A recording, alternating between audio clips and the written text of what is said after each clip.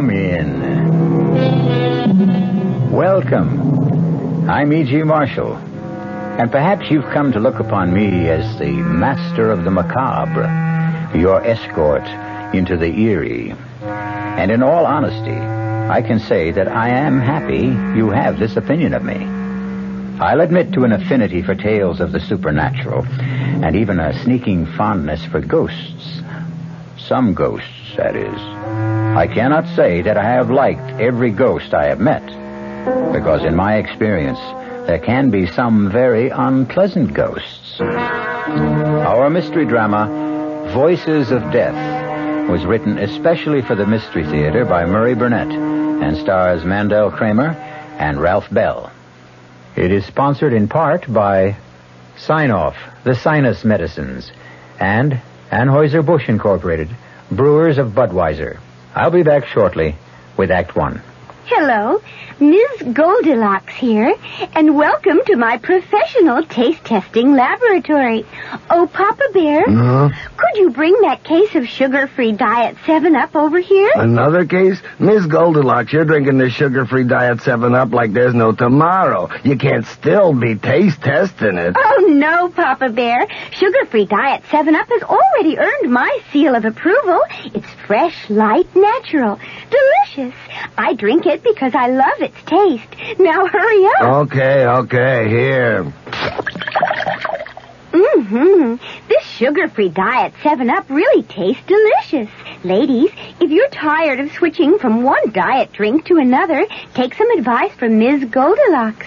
Try sugar-free Diet 7-Up and you'll say, yes, this one's just right. I'll bear witness to that, Goldie.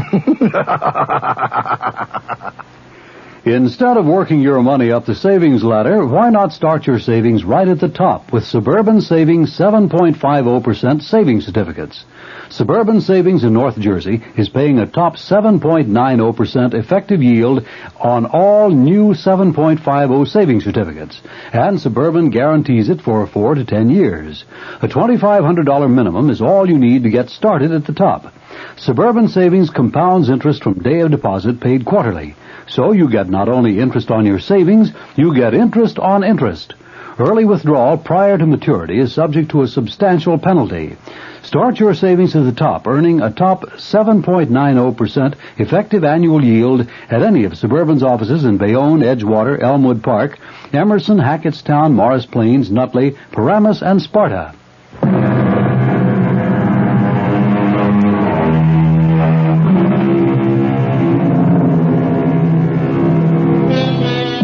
There are many stories about faceless voices that speak to lonely people. Voices that come from nowhere, that threaten, cajole, terrify, or madden the mortals who hear them. Our story is about such a voice, but it is a voice that has a face, the face of a dead man. Most of us know what to expect when we turn on a television set. But the last thing Jason Phillips expected was to have the face of a dead man appear on his television tube. How did the face of Peter Truro get on my TV screen? Peter, I'm sure if you were alive, you'd understand why yours is the last face I'd want to look at. So forgive me for switching stations. What is this, Peter again? I'll try another channel. On every channel? Peter Truro? That's ridiculous. And no sound. What's wrong with the sound? Nothing, Jason. What? This isn't the normal way to return. Well, I'm seeing things. And hearing them. Peter Truro is dead and buried. He couldn't be talking to me from my TV screen.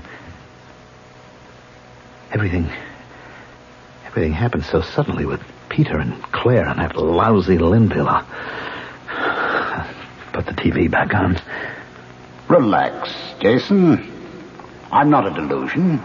I realize that my talking to you this way must be quite a shock, but you're really seeing and talking with Peter Truro. Oh, sure. Peter Truro, who's been dead and cremated for 10 days. The body, yes, Jason, but nothing else.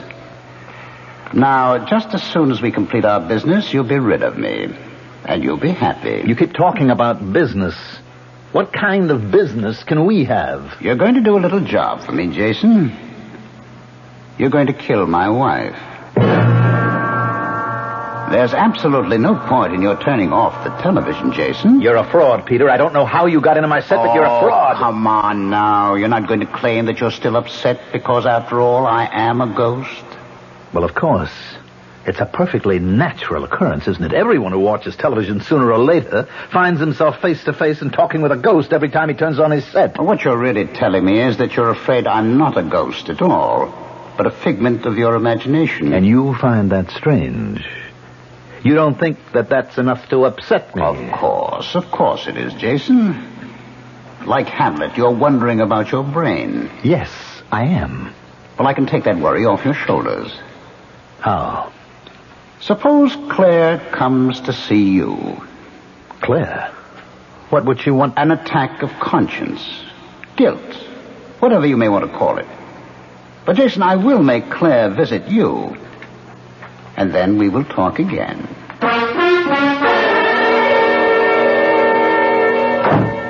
What in the world am I doing here anyway? Can you tell me, Jason? Putting on a marvelous act as usual, Claire. Why do I feel cold? Why do I have this feeling that Peter's watching? Which question would you like me to answer? Do you believe in ghosts? Of course not. Well, you sound so sure.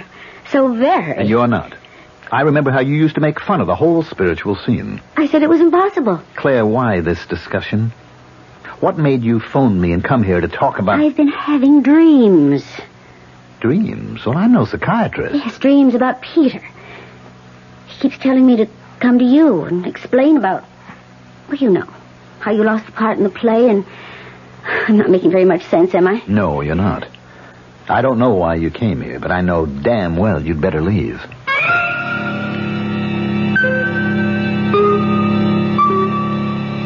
Are you convinced, Jason? Do you believe now that I'm a ghost?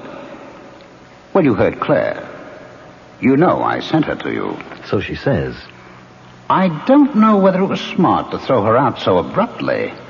She may become suspicious. About what? About your wanting to kill her. You're out of your mind. You're crazy. Remember how you felt when Claire told you that she was replacing you in the part that I had picked for you in Cries of Dissent? Remember how you raged because you knew that Claire was throwing you out, not because of your lack of ability, but because she wanted the part for her lover, Edward Linville. You even threatened to kill her. I don't have to listen to any more of this. Right now, I could cheerfully have murdered you if you'd been alive. Hello. Jason, this is Claire. Darling, I do think you owe me some sort of explanation for almost throwing me out of your place a while ago. Claire, my love, the only thing I owe you is a punch in the mouth, and if you were a man, I'd be happy to give it to you. Are you going to be with us long, Mr. Phillips? Well, that depends. You'll find all sports and great weather at the Clarkstown Inn. You will be in 4:45. If there's anything you want, don't hesitate to ask. Now, before I call a leader, I think I'd better see if Peter is still with me. Here I am, Jason. You didn't think you could run away from me, did you? I wasn't sure, but I was hoping. I'm curious about one thing. Why did you pick this God-forsaken little town as a place of refuge? Because I happen to have been born right here in Clarkstown. Ah. Then this is an attempt to recapture the safety of your childhood. That's very touching, Jason. I've had enough of you tonight, Peter. Time for me to do what I came here for in the first place. Talk to an old friend.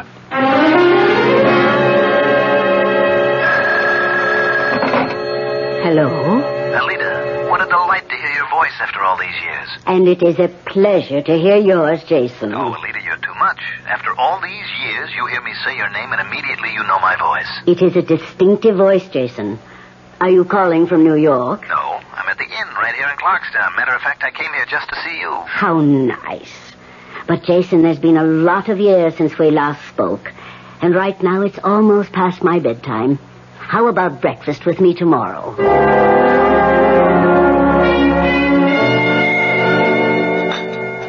More coffee, Jason. No, thanks, Alida. Alida, I'm being haunted. I think I'm going crazy. I don't know where to turn or what to do. That's why I came to see you. Do you think you can help me? If you'll calm down, maybe. Well, you just don't know what it's like. And I can't find out unless you tell me. Do you know this ghost? Of course. It's the famous Broadway producer, Peter Truro. I read about his death. It was only a short time ago. That's right. And he's been after me for the past 2 weeks. How does this haunting manifest itself? Through television. Every time I turn on a TV set, it's Peter's face that appears. I can't get any other programs, just Peter Truro. What does he say to you? Well, that's what's got me scared. He's asking me to kill his wife. What frightened you, Alita? Why? Well, Jason, as I remember you, when you were a boy, you were not particularly psychic or even sympathetic to psychic phenomena. That's right. In order to help you, I must find out why the ghost of Peter Truro chose you as his instrument in the first place. Can you? I can try. But not this morning. Can you come back tonight for another seance? Like the one you remembered as a boy? That's why I came. I'll be here, Alita.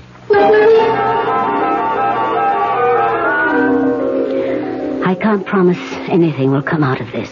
I can't even promise to make contact. But if I do, you will have to keep absolutely quiet. Understand? Yes, I do. All right. Now, hold my hands. Tighter. Yes, that's it. The light is too bright. It hurts my eyes. I can't see. Better, yes. That's better. Now, I see. I see you quite clearly. Jason, why did you do this? Just when we two were getting along so well, you went and brought this stranger in. Well, Peter, Jason, you must keep quiet. You promised. Let him talk for himself. We have some wonderful chats when we're alone. Jason is a friend of mine. He has asked my help. Why did you choose him to torment? It is I who am in torment. You must know that. It is I who cannot rest until a vow has been kept. What vow? The marriage vow. Has it not been kept? Did you not plight love till death do us part? No. Our vow was to remain faithful and loving forever. We changed the marriage ceremony, and the vow has not been kept. And I seek revenge. I will have revenge. I will. Alita, are you all right? Yes. Yes. I will be fine. Just give me a moment. You sure you're going to be all right? Yes, I am sure about me. But I am worried about you, Jason. I am not sure about you.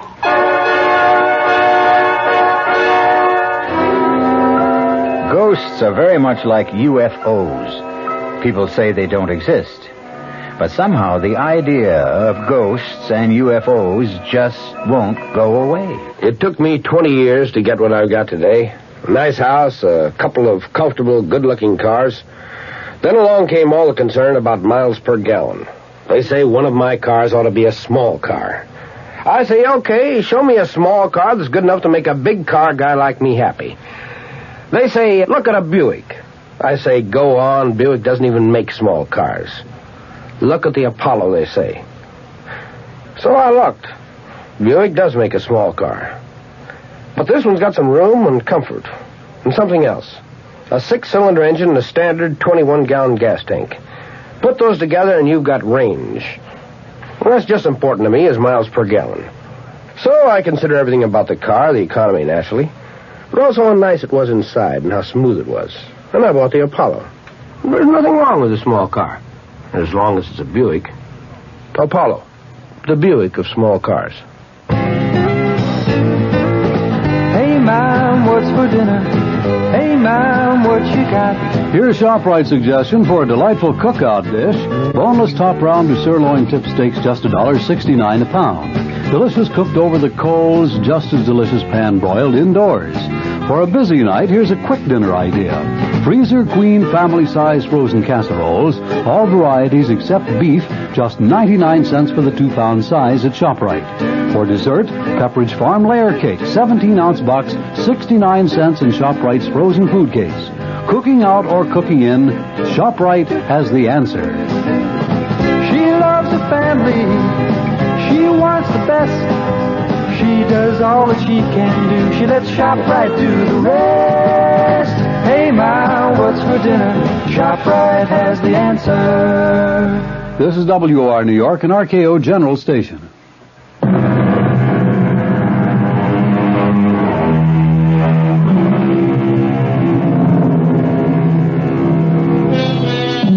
The question of whether ghosts can have anything to do with dreams is one that has occupied the thoughts of psychics since people first began to talk about ghosts. Jason Phillips was haunted by a ghost, not in his dreams, but one who took over his TV set. Jason is seeking help, not from an analyst, but from an old and respected medium whom he had known since childhood. All right, Alita. I don't mean to start a discussion. All I want to know is how do I get rid of the ghost of Peter Truro? I wish I could tell you. You mean I can't get any help? I'll have to spend the rest of my life listening to Peter insisting that I kill Claire for him? You can turn off your television, can't you? Oh, great. I'll never look at a TV set again. Is that your solution? How deeply was Peter devoted to his wife? What kind of question is that? A very important question. Well, there was a jealousy act that Peter was putting on. What made you think it was, as you put it, an act? Because nobody could have been that jealous. What about the relationship? Was it a good one? I don't know. I never stopped to think about it. There was the difference in age. I mean, Peter was some 18 years older than Claire, and he was Broadway's outstanding producer, and she was an actress. Are you trying to say that Claire married Truro to advance her career? That she didn't love him? Well, there was no question that Truro worshipped Claire, that he'd do anything for her. She liked Peter, but, well, I think the feeling was deeper on his side than hers. And how did you feel about Claire? Alita, I don't see the point of all this. Ghosts do not choose people to haunt unless by design. In order even to begin to help you, we must try to find out why Peter Truro chose you as an instrument for his vengeance. How do you feel about Claire? Well, I'm certainly not fond of her. After all, she was responsible for my losing the part in Cries of Dissent. You wanted to kill her. Don't be ridiculous. You sound just like Peter. You won't admit it to yourself. But you're secretly delighted with the idea of punishing Claire Truro. And there is no way you can get rid of Peter Truro until you do. Welcome home, Jason. So nice to be back with you. Cut it, Peter. I liked your friend Alita. Oh, I'm glad. Well, now that your investigation has proved that I'm really a ghost and not something your imagination cooked up, we can get down to specifics about killing Claire. Now, let's get this straight. I evidently can't stop you from appearing on my TV screen. But I am not going to kill anyone. Not even Claire. I'll show you how you can get away with it. I'm not interested. What can you lose by sitting down and picking up a piece of paper and a pen? I don't know. Admit you're curious. All right, I'm curious. Oh, come on, Jason. You know we both burn for revenge. You because Claire fired you from Cries of Dissent to replace you with her lover, Edward Linville. Who is awful. Have you seen him? Oh, I don't have to. I know he's terrible. But he's playing the part. And he's sleeping with my wife, so, get the paper and pen, eh? All right. Now write the following. My darling, this should not come as a surprise, since we talked about your unfaithfulness. Now, wait a minute, Peter. There's not much more. Unfaithfulness many times. And you know that I said I would kill you. My dearest, prepare to die. And sign it, Peter. What do you think she'll say when she finds that in her desk drawer? Well, I think she'll laugh because she'll know it's an obvious forgery. Well, take another look, Jason. And then tell me if you recognize the writing. What? How did you do it? This is your handwriting.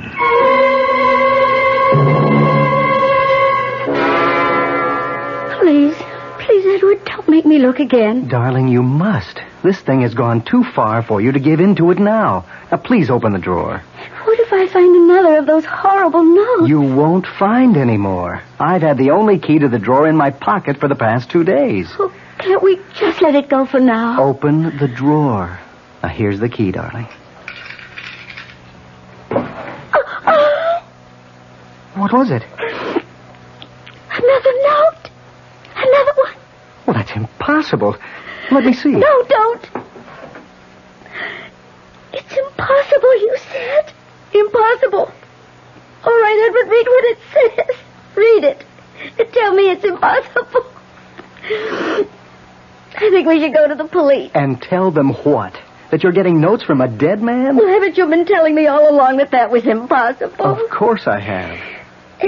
Then we can go to the police and tell them that some vicious practical joker's blackmailing me. He hasn't asked for anything. Oh, he's building up to it. I know he's building up to it. Who is he? That's the big question. Who is doing this and how? I'll swear that the notes are in Peter's handwriting, and any handwriting expert will swear to the same thing. Then maybe we should ask the police to begin looking for a master forger? I thought you said we shouldn't go to the police. Well, I have an idea. Now, it may be crazy, and I don't know whether or not it'll help, but it's an idea. I'll do anything to stop this nonsense. Well, maybe we should find a spiritualist and have a consultation. Who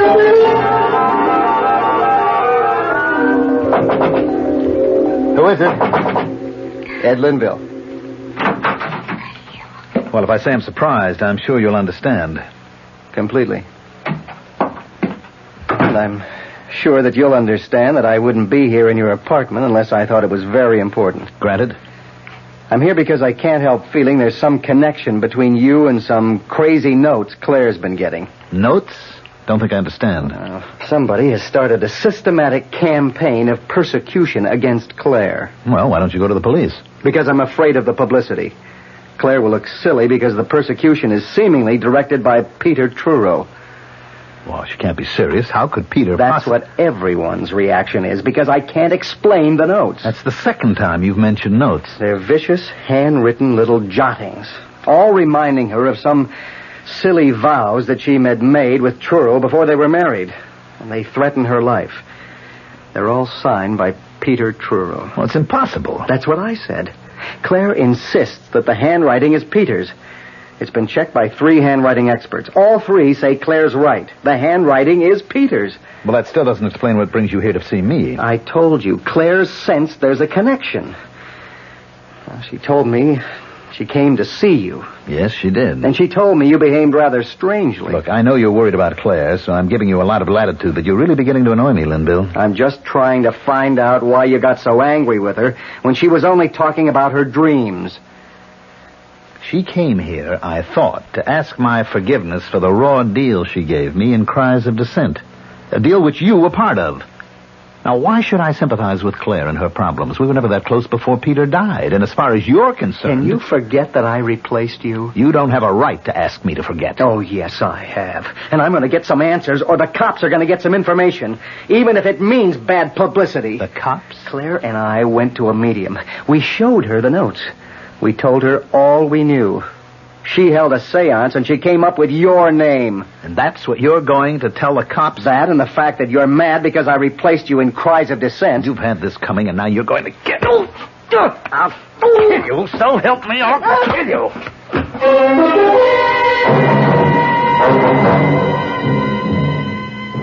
So, Jason, we made quite a spectacle of ourselves with Edward Linville, didn't we? How did that medium get my name? She must have been extraordinarily perceptive. You know that it was a she. You're in on this. Oh, really, Jason? You're becoming paranoid. Since I'm obviously depending on you to kill Claire for me, it would be extraordinarily stupid for me to have you suspected even before the crime. Nobody is going to be suspected because there isn't going to be any crime. Oh, your adrenaline's still working overtime because of that scrap with Linville. When you calm down, you'll realize what a fool you're making of yourself. No need to remind me. I realized that the minute Linville said he'd been given my name. What story can Linville take to the police? He can accuse me of writing poison pen letters to Claire. He can? On what evidence? The word of a medium? According to Linville himself, Claire had the notes checked with a handwriting expert who swore that the handwriting was mine. Now, how does that point to you?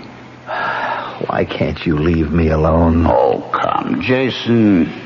You were having a ball with the notes and watching the effect they had on Claire? All right, I'll admit that, but writing nasty little notes is a lot different than killing. Well, of course it is.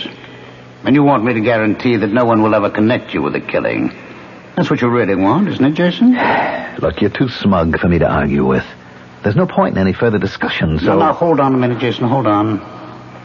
I want to tell you how I can guarantee you're being in the clear. Like promising me you won't give the police my name. I offer you complete safety. How? A suicide note. Suicide? Exactly. Claire will commit suicide. Take an overdose of sleeping pills and leave a completely authentic suicide note to prove it. You mean you're really going to drive Claire to suicide? Don't you think Claire is the suicidal type? No. I agree. That's why we must have the note. Do you want to write it now? Are you out of your mind? Just write what I dictate. No way. We are going to say that she just couldn't stand the idea of betraying me and breaking her solemn marriage vow. Now, you're not going to mention me, are you? Of course not. Somebody will remember that the earlier notes dealt with me and Linville. That's why we'll just stick with her guilt about betraying me. You see how careful I'm being about involving you? Yes, but you want me to write the note. You must. I guarantee the handwriting experts will all swear the handwriting is genuine. In addition, it will be on her special stationery, of course. And how are you going to arrange that? You are. You are going to be invited to a party. A bash that Claire will be giving next week. And while you're there, I'll arrange to show you the room where Claire keeps her stationery and the desk. Oh, forget it. Haven't you ever heard of fingerprints? Mine will be all over the place. Pick it up, Jason. That's Claire calling with your invitation. Congratulations, Jason. You accepted Claire's invitation with just the right amount of reluctance. How did you know that Claire would call? Oh, you must grant me certain ghostly secrets of the trade. It should reassure you about our chances of pulling off a successful murder. I thought you said suicide. Yes, I did, but to be quite accurate, I should have said apparent suicide.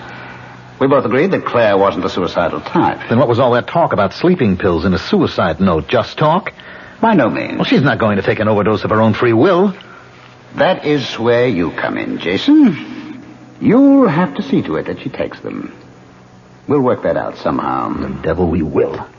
This is where I get off, Peter. I'm finishing with you once and for all, even if I have to smash the set.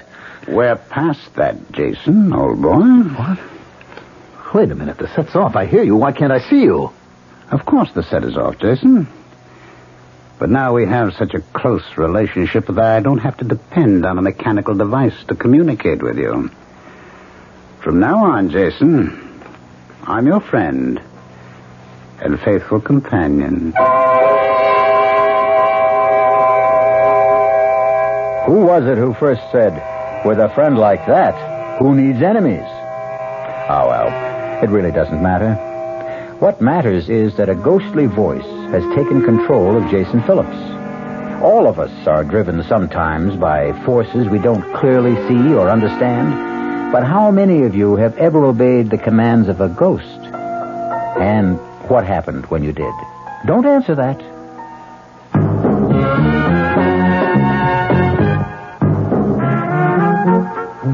Some beer drinkers have funny ideas about beer. They think beer improves with age, like wine. We'll find a brewmaster, though. you'll find a beer drinker who knows better. The Budweiser brewmaster says it all depends on how beer is aged. Just letting beer sit in lagering tanks makes it older, not necessarily better. That even goes for keeping a case around the house for a couple of months. But there is one kind of aging that's good for beer. The Budweiser kind. Beechwood aging. In this kind of aging, something happens. It lets all the flavor of the choicest hops and best barley malt that go into Budweiser get through to you. Sure, it takes more time and trouble to brew Budweiser that way, but brewing beer right does make a difference. Anheuser-Busch, St. Louis. Eyeglass wearers, why buy glasses without a guarantee? Especially the kind of guarantee you get at the 15 Hillman Cohan Vision Centers in New Jersey. It's a unique you bust 'em, we fix 'em guarantee, and it comes with every pair of glasses they dispense. If they break, take back the pieces and they'll fix or replace them unconditionally for 1 whole year. Who else gives you such a guarantee? And such an unbelievable selection. Hillman Cohan Vision Center. Everything for everybody who wears or buys eyeglasses, including complete 1-hour service for most glasses, satisfaction assured. No wonder Vision Center is growing so fast. Check out the one nearest you. They're all open daily, 10 to 9, Saturdays till 5. Put on a happy face at your Vision Center. Get 1-hour service in the Great Eyeglass Guarantee at 2 Hillman Cohan Vision Centers in Wayne, Route 46 opposite Willowbrook, and in Wayne Hills Mall, Hamburg Turnpike. Bank AmeriCard and MasterCharge accepted.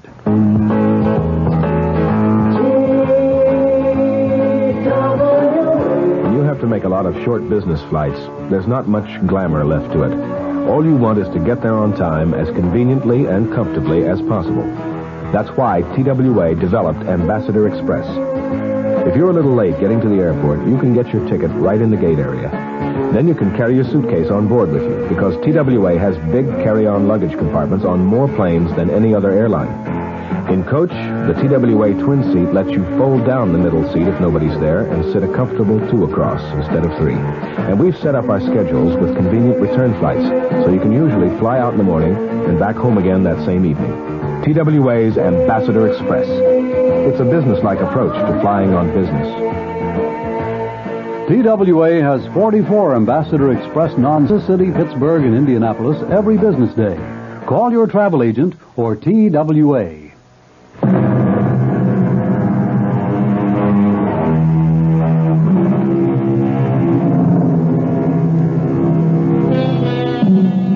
People who hear voices either tell no one or lay themselves open to all sorts of risks, not the least of which is ending up on a couch. Actor Jason Phillips has been hearing the same voice for weeks.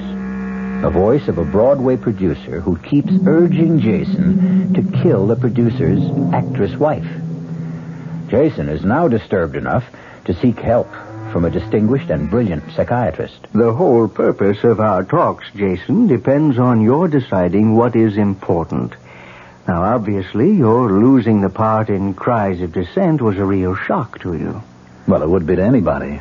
Of course, but what about Claire Truro? What was your relationship with her before that?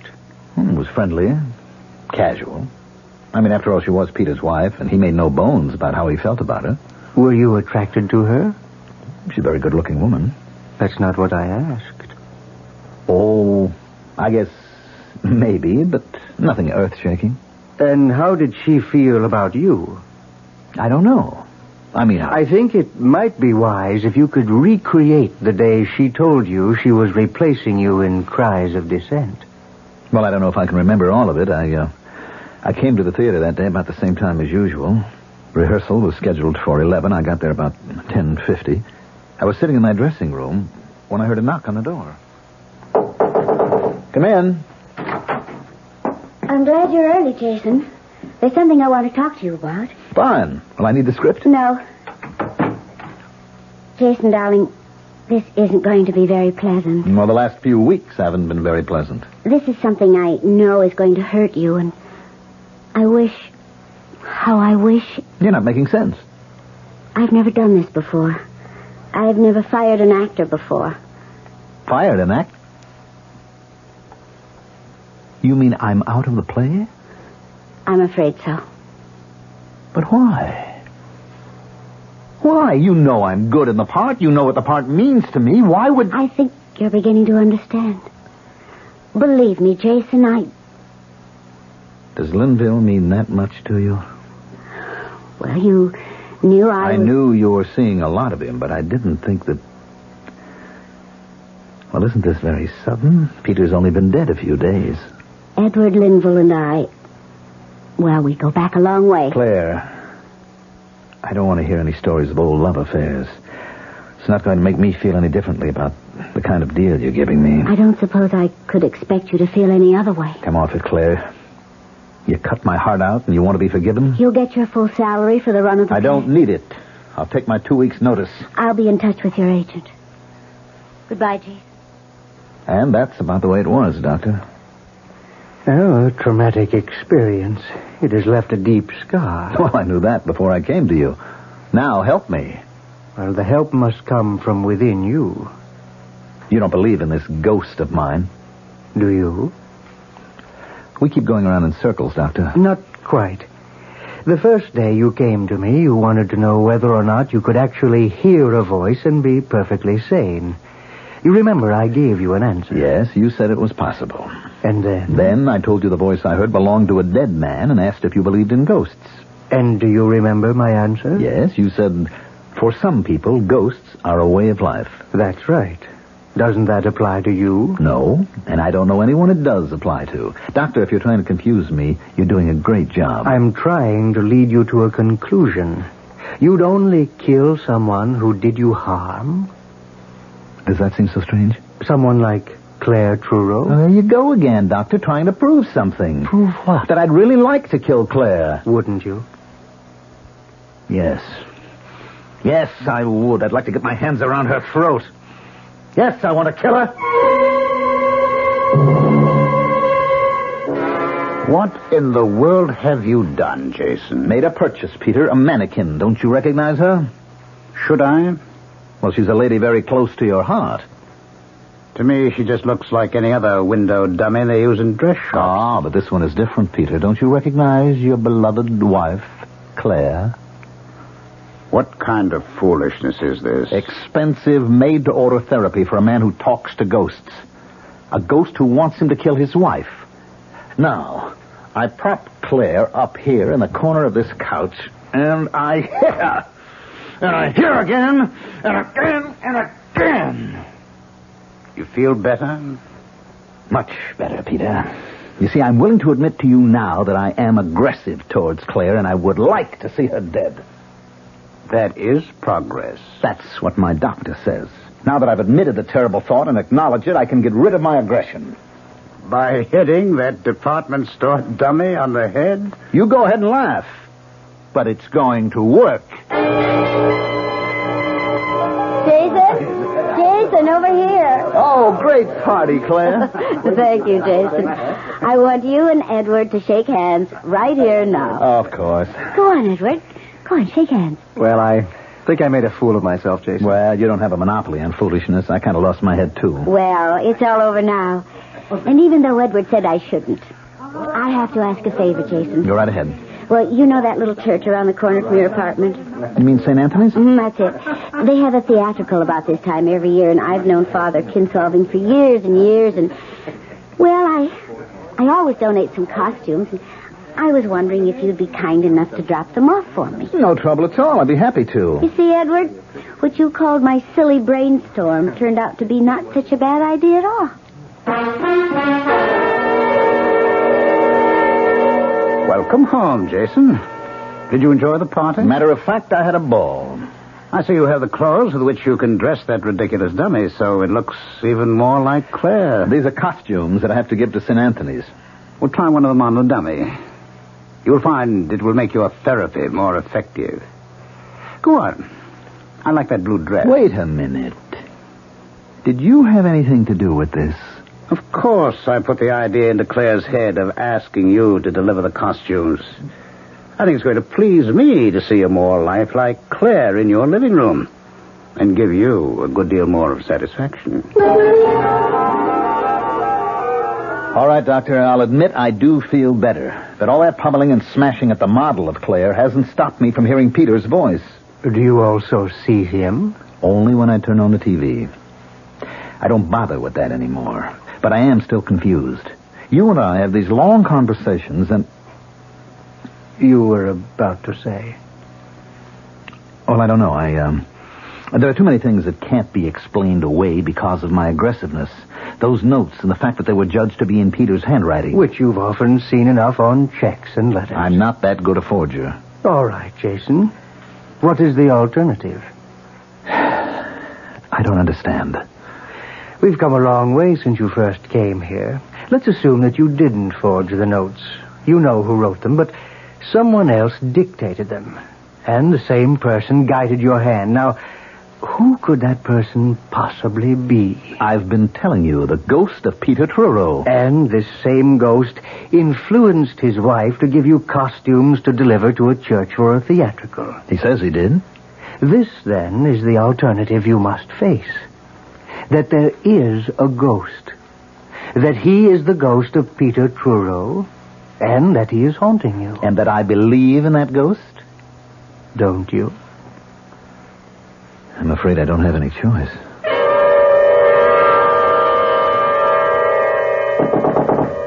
Who is it? Alida. Oh, come in. Thank you for coming so soon after I called. I'd never forgive myself if I hadn't. Who's that? It's just a dummy dressed in Claire's clothes. You must get rid of it. Well, I will, but I asked you to visit with me. Get rid of it now. What do you want me to do, throw it out the window? It doesn't matter. Don't you realize how dangerous it is for you to have her here? Oh, come on, Alida. It was my doctor's idea. He said I could use the dummy to take out my aggression. Indeed. And where did you get the clothes? Claire gave them to me. Does she know how you're using them? She gave me a lot of stuff to give to a church theatrical. I kept this one dress out. Are you so friendly that she would ask you to do her a favor like that? Look, I'm afraid I've gone as far as I can with the doctor. He feels that it's all my subconscious. My urge to kill Claire that accounts for everything. Your wish to kill Claire does not mean there are no ghosts. There is evil all around you. Either you or Claire must leave New York. I don't see how running away will get rid of Peter. I'm not so much concerned now with your getting rid of Peter as I am with saving your life. You really mean that, don't you? You're really frightened. There was only one other time in my life when I've been this frightened. When was that? No. Now, Jason, please come away with me. Come back with me to Clarkstown until... Until? Until the restless thirst for revenge has left the ghost of Peter Truro.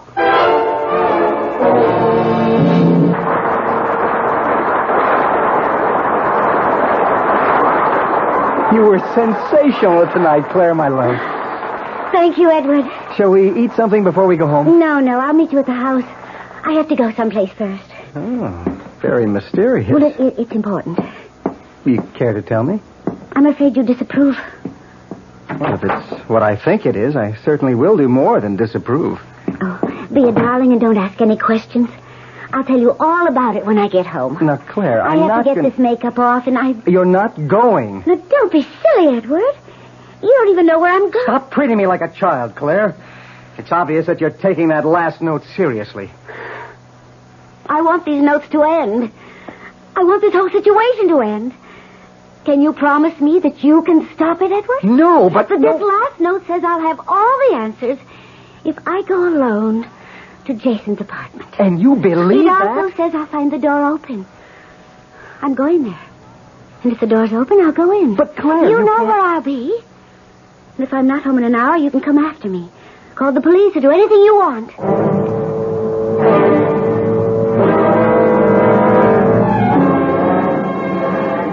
Oh, darn, I just remembered something, Alida. What? I left something important in the apartment. Oh, but Jason, our bus leaves in half an hour. You promised to go home with me. There's plenty of time. My apartment's only a short distance. I'll grab a cab, be back in plenty of time. Meet you at gate number 5. You're doing the right thing, Jason. I promise a stunning surprise awaits you in your apartment. And after tonight, it will be all over. Cab! You'll like what I've done with the mannequin, Jason. That's a promise.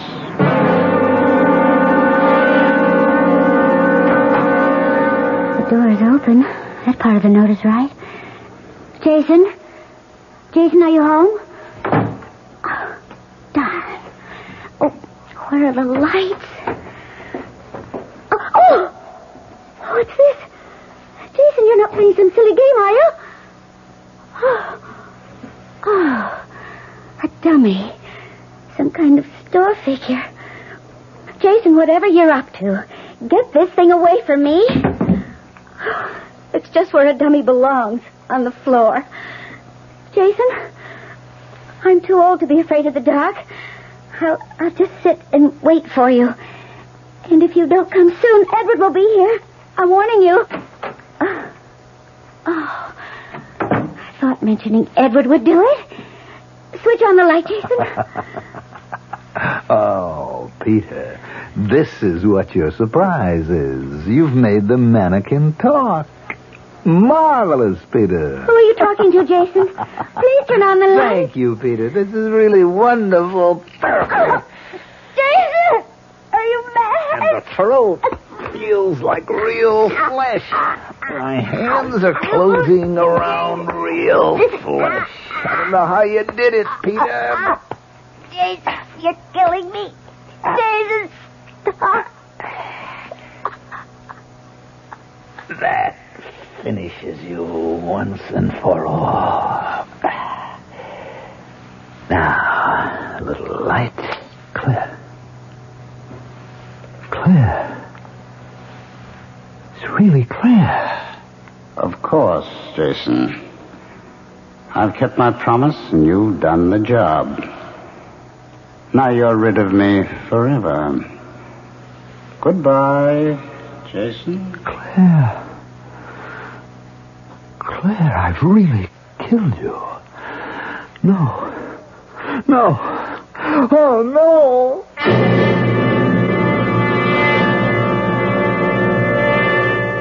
Well, that's one way to rid yourself of a ghost. Jason Phillips was no longer haunted. However, I certainly don't recommend it, for rule. I do recommend, however, a more generous system of disbelief. One tells you he's hearing voices he can't explain. I want that sinus medicine. Headache tablets? No, sinus medicine. Sinus tablets. Helps the headache and the pressure. Oh, you mean sign-off. Exactly. Headache pain is one thing. A sinus headache is something else. Sometimes your whole face can seem to throb with pain. You want relief. Take Sign-Off tablets. SINEOFF. The sinus medicine that gives you a full dose of pure aspirin plus a sinus drainer. Sign-Off. The sinus medicine that helps relieve sinus pain while you drain. And Sign-Off doesn't stop there. Have you tried Sign-Off Sinus Spray, the fastest known form of sinus congestion relief? It works in seconds. That's Sign-Off Sinus Spray. When sinus flares up, use Sign-Off tablets and spray, only as directed. SINEOFF. Sign-Off. Exactly. Sign-Off, the sinus medicines in the bright red box. And now, another story of the ball and chain, as Kellogg's Special K presents The Library. Welcome to the public library. May I help you, sir? Yes, I'd like to check out... Famous Laundromats of the World by Audrey Schnorbart. Sir, excuse me, but isn't that ball and chain you're wearing just like the ones they use in the Kellogg's Special K commercials? This ball and chain? Yes, that one. How are you going to get rid of it? Well, lots of good exercises, and by eating smart at every meal, starting with the Special K breakfast. Don't you have to watch your calories? Yes, and the Special K breakfast is less than 240 calories. Less than 240 calories? Right. A 1-ounce bowl of high-protein Special K, 4 ounces of skim milk, tomato juice, and coffee. It's really tasty, and it's going to help me get rid of this ball and chain. I'd say it's long overdue, get it? Your happy ending could begin with the Special K breakfast from Kellogg's. Commuting. We're big on that. Time is money in the business world. That's why Ozark offers commuter flights that get you there and back the same day. Don't ever let a few hundred miles stand between you and big business opportunities. If you're long on work but short on time, let Ozark make your day pay off. Commuting, we're big on that. Go Ozark Jet to Champaign, Urbana, Peoria, and Springfield, Illinois. Call Ozark or your travel agent. Our cast included Mandel Kramer, Ralph Bell, Evie Juster, and Bob Caliban. The entire production was under the direction of Hyman Brown. Radio Mystery Theater was sponsored in part by Buick Motor Division, the Kellogg Company, makers of Kellogg's Special K cereal, and new sugar-free Diet 7-Up. This is E.G. Marshall inviting you to return to our Mystery Theater for another adventure in the macabre. Until next time, pleasant dreams.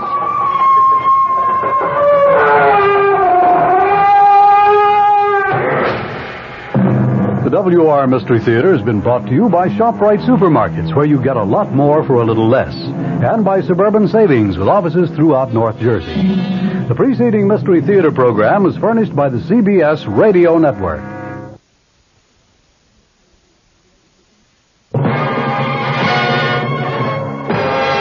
I'm Fulton Lewis in the Mutual Broadcasting System studios in Washington, D.C. Now, my commentary. Well, it's getting so you may need a program to follow the players. In the past few days, some Republican congressional leaders have called on President Nixon to step down from office rather than to face the impeachment process in the House of Representatives and perhaps later the Senate. Today, Democratic leaders said that President Nixon should not shortcut that impeachment process by resigning. They also added that Republicans who have been calling on him to resign are worried about their own future. The note in what appears to be a growing party consensus was sounded by participants in a high-level breakfast at which House Speaker Carl Albert was the host. Speaking with newsmen afterward, Albert reaffirmed his own opposition to resignation in shorter terms than he has yet used, saying it would be disastrous for the president to resign under political pressure. Albert added, if he is not guilty and those facts come out, he would be exonerated. But if he resigns and later it is shown that he was not guilty, it would result in irreparable harm to our country and our political system. Albert added that he is certain that the president is not going to resign. Meanwhile, Democratic National Committee Chairman Robert Strauss praised leaders of his party for what he called remarkable restraint in what obviously has to be an issue with partisan overtones.